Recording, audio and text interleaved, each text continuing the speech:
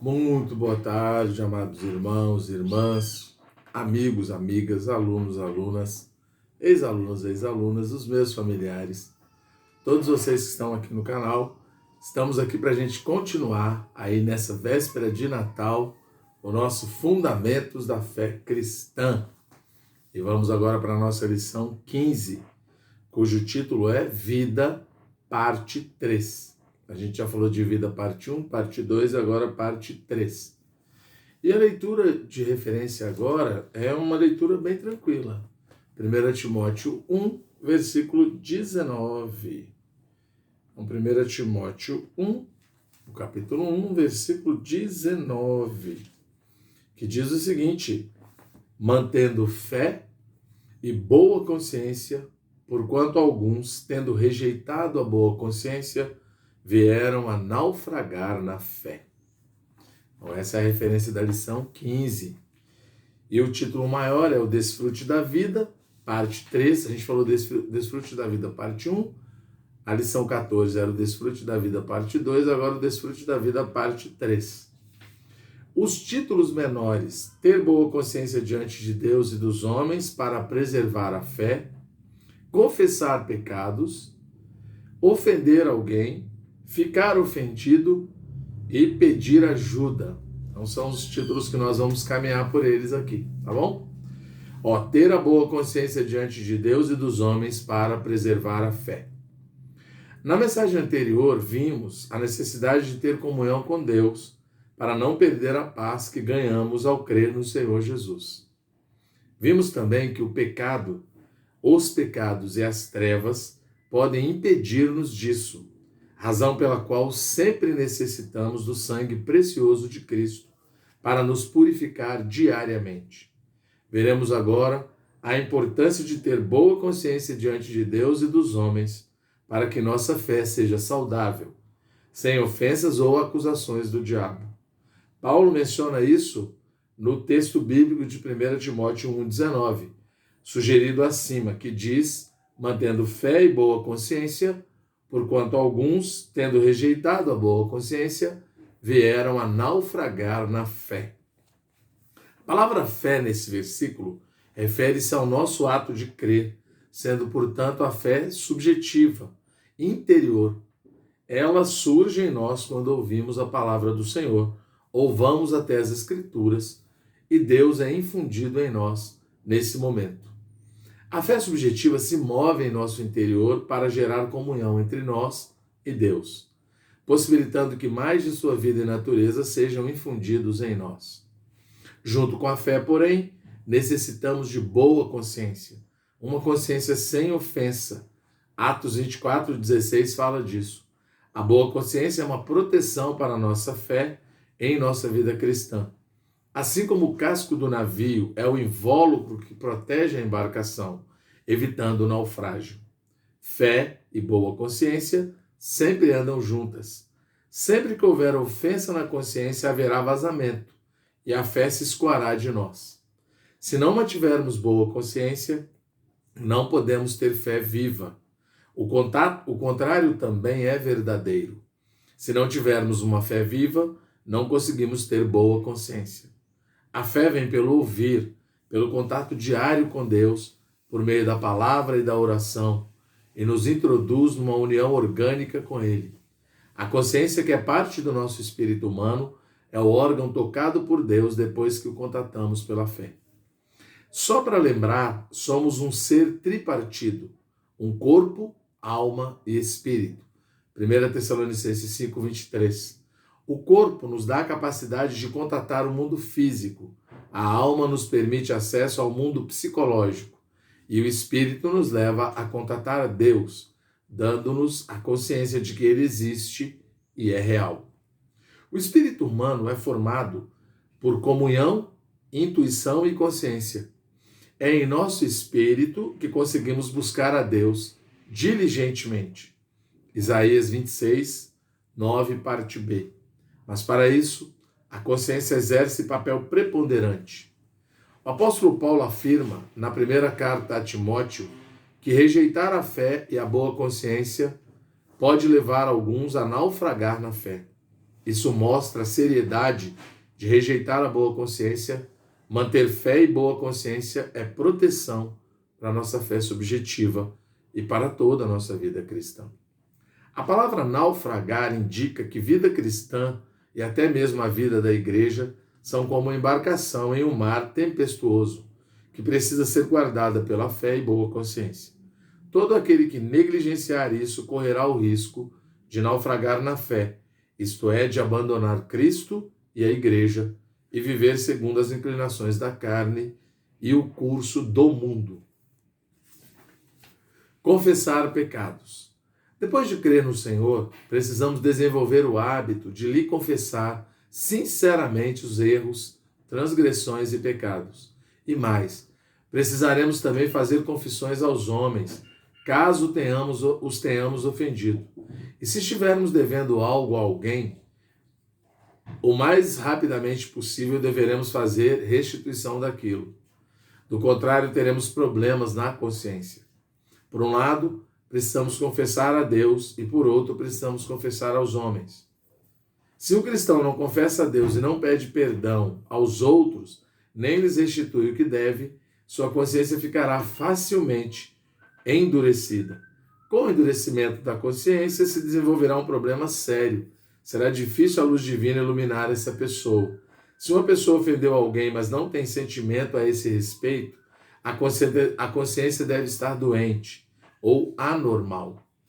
A fim de viver sob a luz de Deus, precisamos de consciência sensível.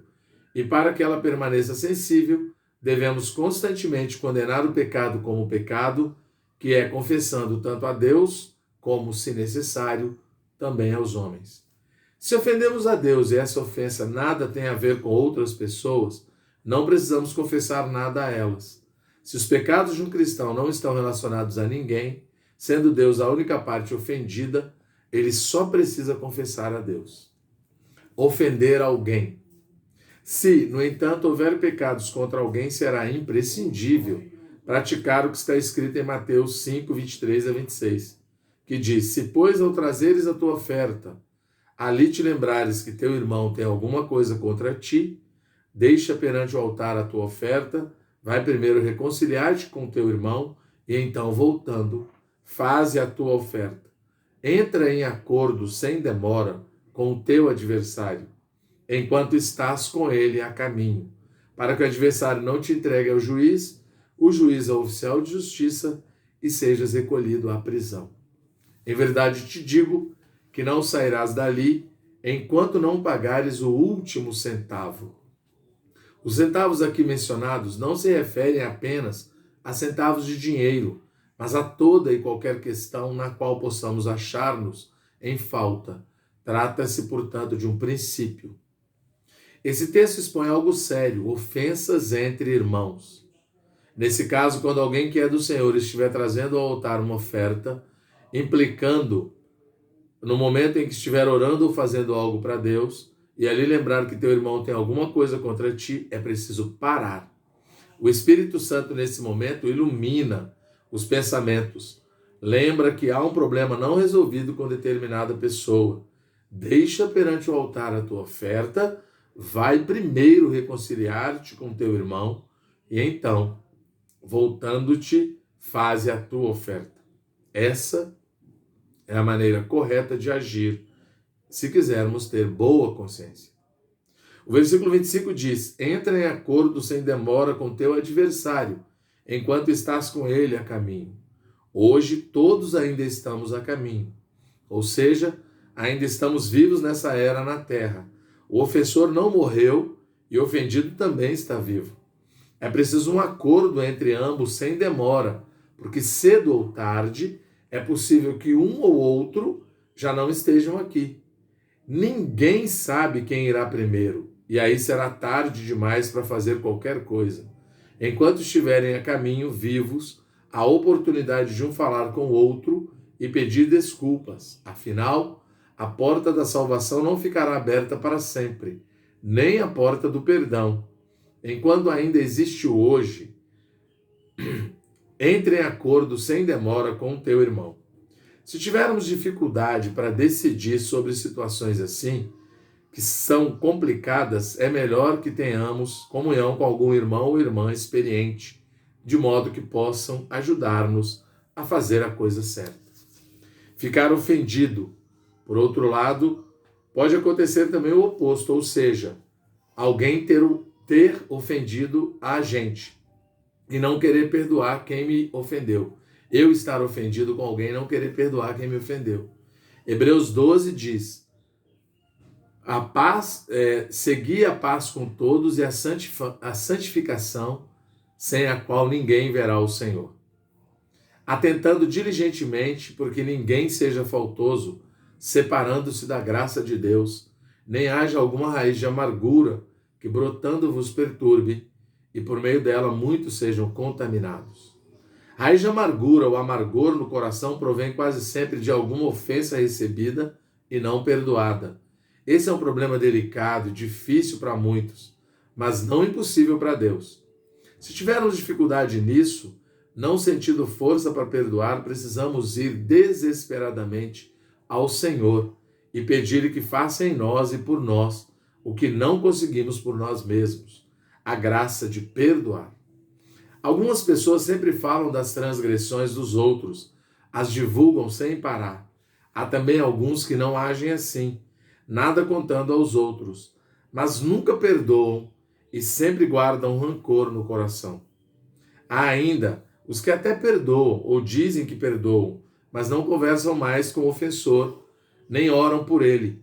É errado falar das ofensas dos outros, é errado manter silêncio sem perdoar no coração, e é igualmente errado perdoar e não mais falar com a pessoa perdoada. A relação nestes casos só irá piorar. Todas essas situações causarão problemas na consciência, que não voltará a uma condição sadia enquanto tudo não for resolvido. Um servo de Deus disse certa vez o seguinte: você deve perceber que o Senhor permite que um irmão ofenda, porque ele concedeu graça a você e o escolheu. Ele colocou uma grande responsabilidade sobre você. Você é o vaso escolhido por Deus e está sendo usado para restaurar seu irmão. Pedir ajuda. De alguns pecados é muito difícil livrar-nos sozinhos. Precisamos de ajuda. Com alguns pecados estamos tão acostumados que parece que a nossa consciência já não está acessível para nos acusar. Sabemos que estamos errados em cometê-los, porém parece que nos falta forças para resistir às tentações e acabamos cedendo e caindo vez após vez. Por isso, o Senhor nos colocou em seu corpo. Somos membros uns dos outros e podemos recorrer uns aos outros para receber ajuda e cuidado, fortalecimento e proteção. Tiago 5,16 diz: confessai, pois, uns aos outros para receber cuidado. Confessai, pois, os vossos pecados uns aos outros e orai uns pelos outros, para serdes curados.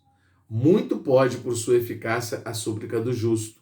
Podemos e até devemos procurar algum irmão mais experiente, a quem podemos nos abrir e confessar fraquezas ou pecados que tenhamos e dos quais não conseguimos libertar-nos. Esse irmão orará por nós e nos aconselhará a prosseguir. A oração dos irmãos pode muito e é eficaz. É comum que tenhamos vergonha ou medo de nos abrir e confessar coisas mais íntimas a outras pessoas. Por causa do orgulho, não queremos expor-nos e temos medo de ser julgados e condenados pelos outros. Porém, devemos lembrar-nos que todos somos pecadores, redimidos pelo sangue vertido na cruz e salvos pela graça abundante do Senhor. O irmão mais experiente nos acolherá uma vez que ele mesmo é pecador e passível de erros. Assim somos pecadores redimidos, ajudando pecadores redimidos. Somos pessoas que precisam da santificação da palavra, da obra transformadora do Espírito e da conformação a Cristo, ajudando pessoas que também precisam ser santificadas pela palavra, transformadas pelo Espírito, conformadas a Cristo. Desse modo, como corpo, podemos ajudar uns aos outros e fortalecer uns aos outros na luta com a carne e o pecado. E dessa forma obtemos a graça abundante e que basta. Que o Senhor conceda graça e misericórdia a todos nós. que nos mantenha com consciência limpa diante dele e dos homens. Amém. Graças a Deus, né? Espero que vocês tenham gostado da lição e tenham entendido. Boa tarde.